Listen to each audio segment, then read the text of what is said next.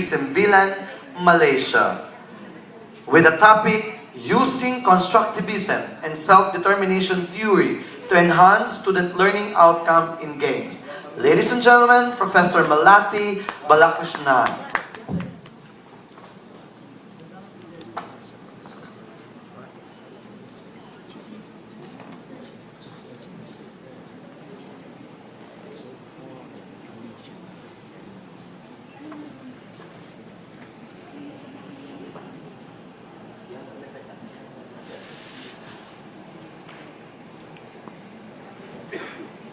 Very good morning to ladies and gentlemen. Please allow me to say thank you to my mom and the God in my own language. Om Shri Matre Namaha, Namichvaya Valga, Nadan Tal Valga, Ime Puludum and Nengil Ninga Tal Valga. Thank you to Professor Andre Dow, first of all, to allow me to come and present one part of my thesis, PhD thesis. The moderator for today, Dr. Lodi Miao, and also Datuk Sajid. Thank you. And sitting here is my husband. Thanks to him too. And all the Filipinos delegates. Thank you very much for the warm welcome and hospitality. I am really appreciated to be here today. To answer a few of the challenges brought forward by Prof. Daud, I would like to share some of it in my thesis today. Using constructivism and self-determination theory to enhance students' learning outcome in games.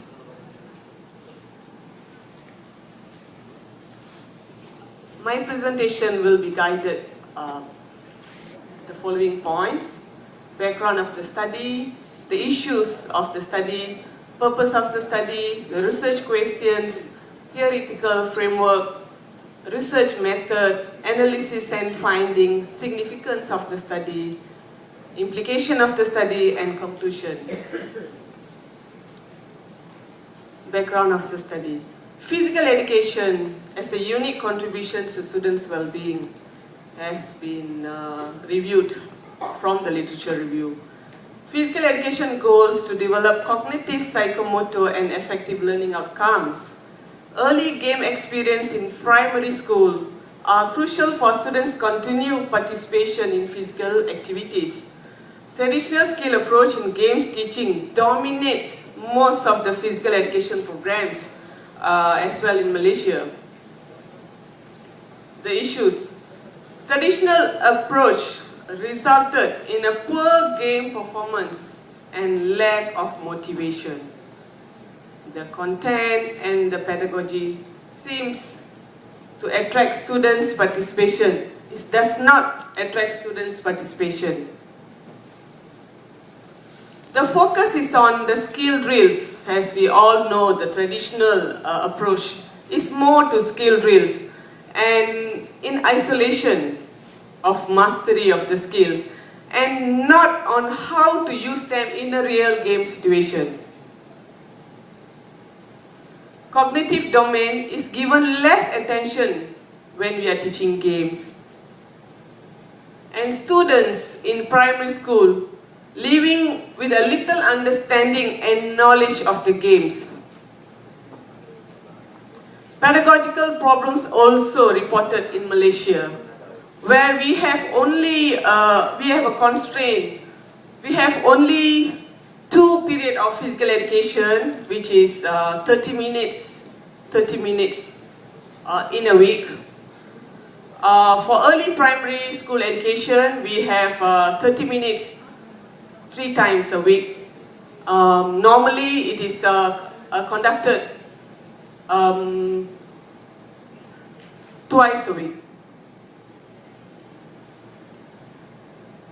The gap, the preliminary study suggested a need for a different approach, and the approach adapted for this study is teaching games for understanding. Why is it teaching games for understanding? Research comparing the traditional skill approach and TGFU are inconclusive, therefore there is need to do more research on this. Effective implementation will have a significant improvement on the learning outcome. And past research on teaching games for understanding showed a gap on effective component. Teaching games for understanding motivates students' participation, and it promotes students' active engagement in games, in tactical understanding, decision making, problem solving, and also skill execution is also improved.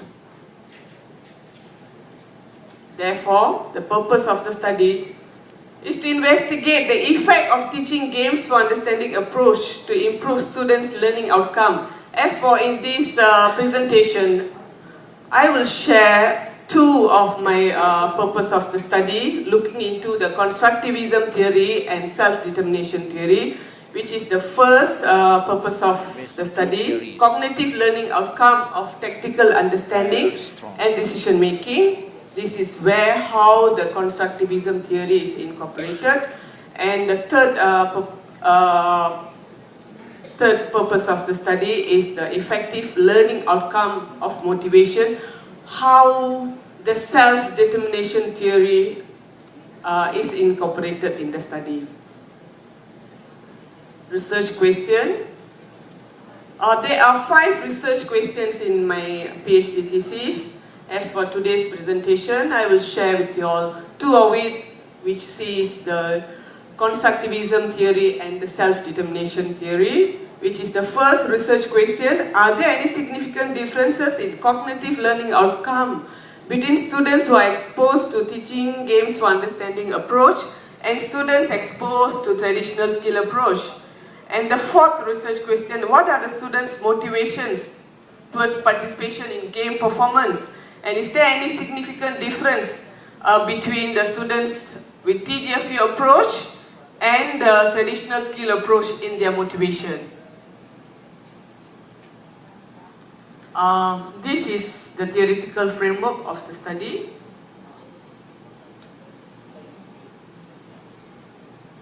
As we can see how the constructivism theory and self-determination theory look into this theoretical framework. When the game is introduced to the learner, this is the experimental group. The intervention is teaching games for understanding.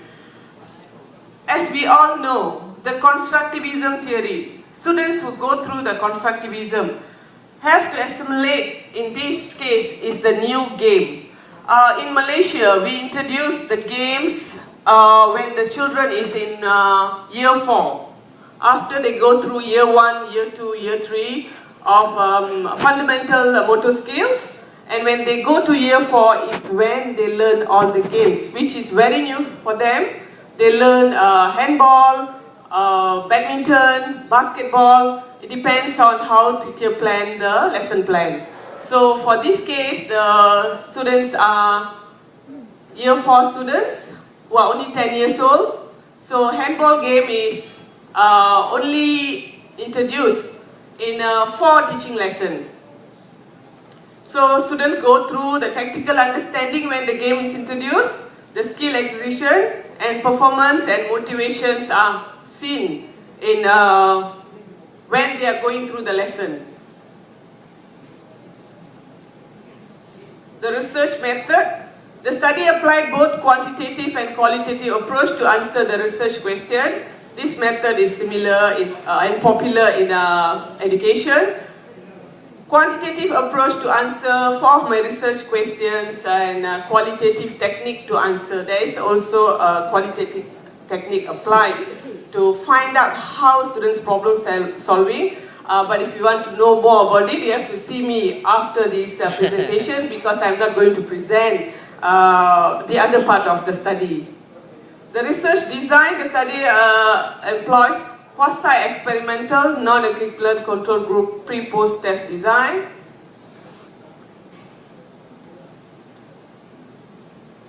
One school was randomly chosen in a district. The students are year 4 students. and randomly chosen for experimental and control group. The instrument used for this study is Game Performance Assessment Instrument and Situational Motivational Scale Instrument. The validity and reliability of the instrument was validated in this study. Analysis and findings. Are there any significant differences in cognitive learning outcome? The study answered the research question. This is the finding of the study, where the data were analyzed for ANCOVA analysis. All the ANCOVA assumptions were met, and the finding reported there is a significant main effect difference between students exposed with the TGFU approach and students with the traditional skill approach in their cognitive learning outcome. And on the questions on their motivation, what are the students' motivations in game performance, and is there any significant differences? And the study applied Med-Whitney U tests were adopted to investigate the differences, and all the Med-Whitney U test assumptions were met, and the result reported the experimental group showed higher mean rank compared to the control group, and therefore there is a significant difference in the students' motivation. Students who are exposed with the TGFU approach compared to students with traditional skill approach.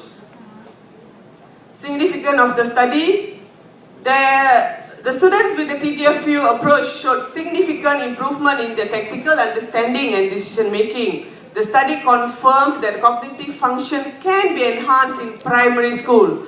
There is a study on the secondary school student by Dr. Sanmuga, and my study is new because it is on primary school. So therefore this is a new findings for in Malaysia. The result of the study proved that students' motivation for participation in games also improved in TGFU approach. And implication of the study, the theoretical implication, it adds knowledge to students' learning outcome, especially when using the constructivism and self-determination theory. The study showed successful transfer theory into practice as one of the challenges were brought to us by Dr. Daud just now. The pedagogy of teaching TGFU approach and the elements of constructivism and self-determination are incorporated because the students showed more fun, more enjoyment when they play the game.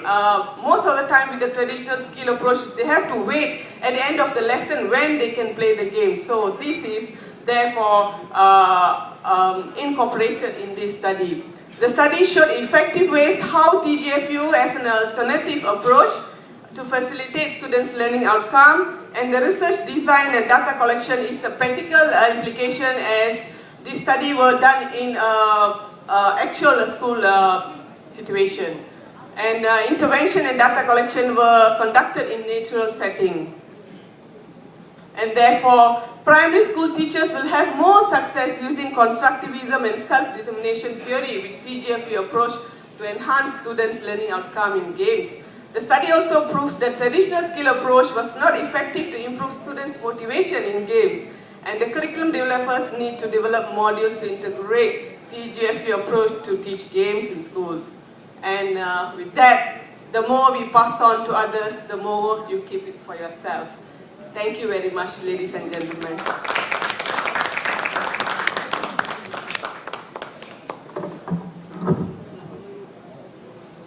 Thank you, Dr. Malathi Bulakshanan, for that wonderful presentation of yours, and this will be helpful for those teachers who will be teaching games for understanding as another approach to develop the cognitive, not only the cognitive, but the affective side of the learning outcome, since we are geared toward now from an input-based to an outcomes-based approach.